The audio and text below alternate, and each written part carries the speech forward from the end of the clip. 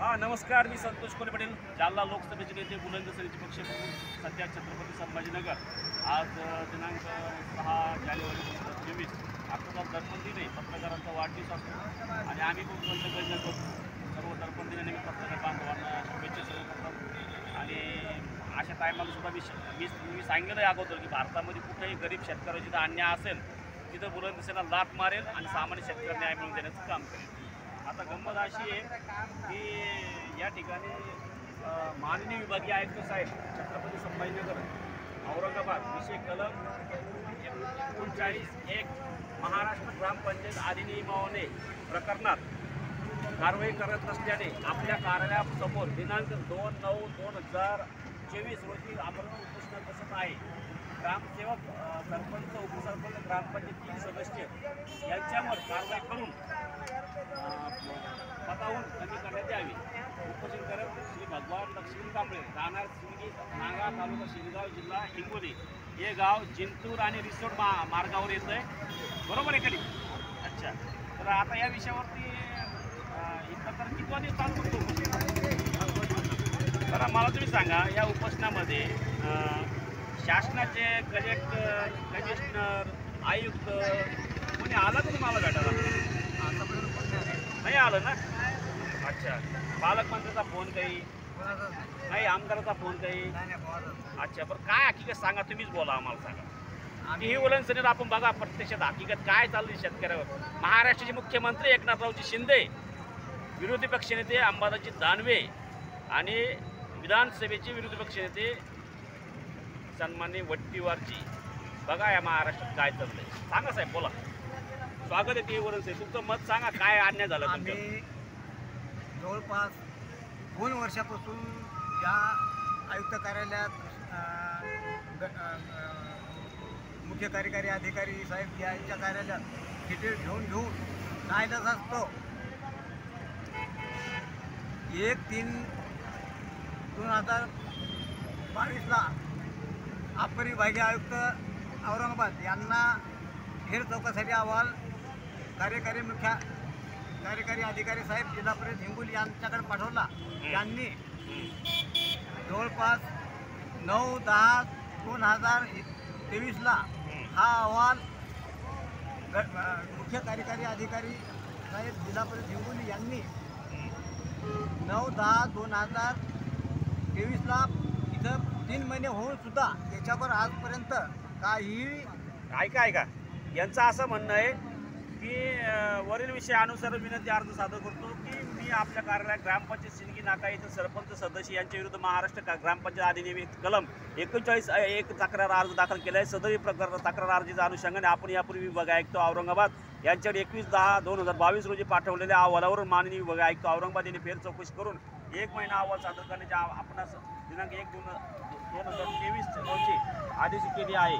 माननीय विभाग आयुक्त औरंगाबाद यांचे आदेश आज रोजी 6 महिन्याचा कालावधी लोटला असून 2024 सुरू असूनही आपण अद्यापपर्यंत हे चौकशी अहवाल माननीय विभाग आयुक्त औरंगाबाद यांनी पाठवलेलं नाही. सदरी प्रकरणात या सर्व प्रकरणामध्ये हिंगोलीच्या जिल्हा परिषदची स्वतःची स्वाक्षरी आहे आणि सीओने स्वतः कमिशनरला पत्र पाठवलं आहे आणि आमच्या मराठवाड्याच्या विभाग आयुक्तांना जाग कधी येणार ही बुलंदशहरीला माध्यमातून आज त्यांना प्रश्न करतो. शेतकऱ्याचा असा अन्याय जर होत असेल आणि विभागीय आयुक्त महोदय, आपण या शेतकऱ्यांना इथं भेट देणार का आणि तात्काळ पत्र पाठवणार का? पत्र पाठवण्यासाठी आपल्याला विलंब का होत आहे? शासनाचे कागद संपले काय? शासनाचे पेन संपले काय? का शासनाचे अधिकारी तुमच्या नेतृत्वाखाली काम करत नाही काय? शासनाचा त्याचा पगार झाला नाही काय? असे आम्हाला तुम्हाला सवाल करू वाटतात. कारण अशा शेतकऱ्याला न्याय देण्यासाठी एक आदेश काढण्यासाठी आपल्याला उशीर का होतो हा खरा प्रश्न आहे. मी तर विरोधी पक्षाच्या शेतकऱ्याचा विरोधी पक्षनेता आहे. महाराष्ट्रामध्ये 2 विरोधी पक्षनेते सन्माननीय अंबादासजी दानवे असतील, सन्माननीय विरोधी पक्षनेते वडेट्टीवार साहेब असतील आणि मी पण महाविकास आघाडी शेतकऱ्याचा विरोधी पक्षनेता आहे. मी लोकसभेचा नेता आहे आणि बहिष्कार टाकलेला नेता आहे. त्याच्यामुळे माझी पण पावर काही कमी नाही. मी पण यांच्याच लेवलचा नेता आहे. पण अशा पद्धतीचा शेतकऱ्याचा जर अन्याय होत असेल तर मी तुम्हाला टीव्हीवरून इशारा देतोय, तात्काळ याच्यावर कारवाई करा, नाही तर मग आम्हाला आमच्या पद्धतीने ॲक्शन घ्यायची वेळ येईल. अशी वेळ येऊन देऊ नका, एवढीच आज तुम्हाला विनंती करतो. मी तुम्हाला आज 6 जानेवारी 2024 म्हणजे आज पत्रकारांचा वाढदिवस असतो, आमचा वाढदिवस असतो, म्हणून मी आज तुम्हाला 7 आणि 8 जानेवारी 2024ची मुदत देतो. येत्या 2 दिवसाच्या आत म्हणजे 72 तासाच्या आत तुम्ही ॲक्शन घेतली पाहिजे. जर ॲक्शन नाही घेतली तर बुलंद सेना पार्टी या विषयावरती हिंगोली जिल्ह्यामध्ये, छत्रपती संभाजीनगर जिल्ह्यामध्ये, जालना जिल्ह्यामध्ये या शेतकऱ्याबद्दल आक्रमक भूमिका घेईन. आणि याशिवाय मी शेतकऱ्याचे नेते माजी खासदार राजू शेट्टी यांनाही सूचना करतो की साहेब आपण तात्काळ या ठिकाणी संभाजीनगरला यावं, हिंगोलीमध्ये यावं की बघा काय चाललं आहे मराठवाड्यामध्ये. तुमची स्वाभिमानी जी शेतकरी संघटना आहे त्यांनी सुद्धा या प्रकरणात लक्ष घालावे. आणि यांच्या प्रकरणामध्ये स्थानिक आमदार आहेत, काय ना तुमच्या आमदाराचं काय तुम्हाला मदत करता का नाही करतात? नाही काहीच नाही. बघा साहेब, आम्ही ज्यांना निवडून देतो विधानसभेमध्ये तेच जर मदत करत नसतील तर काय काय पोझिशन तुमची परिस्थिती सांगा काहीतरी. आमच्यासाठी काहीच करू शकत नाही. का कोणी करू शकत नाही. कारण काय? गावाला भेट देऊ शकत नाही. कारण काय तो आता गावात झाले आमदार झाले तर काय नाही केलं नाही, तुम्ही आमदार महोदयांना आरोग्य करू नका, सन्मानपूर्वक बोललं पाहिजे. कारण काय?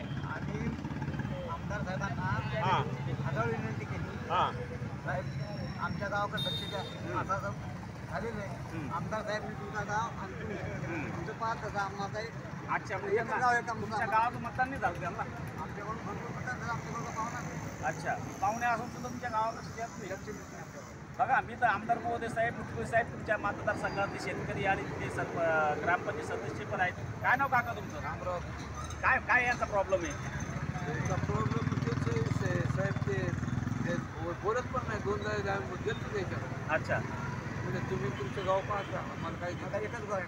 अच्छा, एकच गाव आहे. बघा साहेब, आता हे मी तर महाराष्ट्र मुख्यमंत्री महोदय माननीय एकनाथरावजी शिंदे साहेब यांनाच आवाहन करतो की आमदारच जर तुमचे शेतकऱ्याबद्दल काही बोलत नसतील तर महसूल मंत्री आणि पणन मंत्री यांनी, कृषी मंत्री यांनाही सूचना करतो. मी महसूल मंत्र्यांना सूचना करतो की कृपया आपण कमिशनरला आदेश देऊन हे पत्र तात्काळ पाठावं. नाही तर एकनाथरावजी शिंदे साहेब महाराष्ट्र मुख्यमंत्री म्हणतात की आमचं शेतकऱ्याचं सरकार आहे,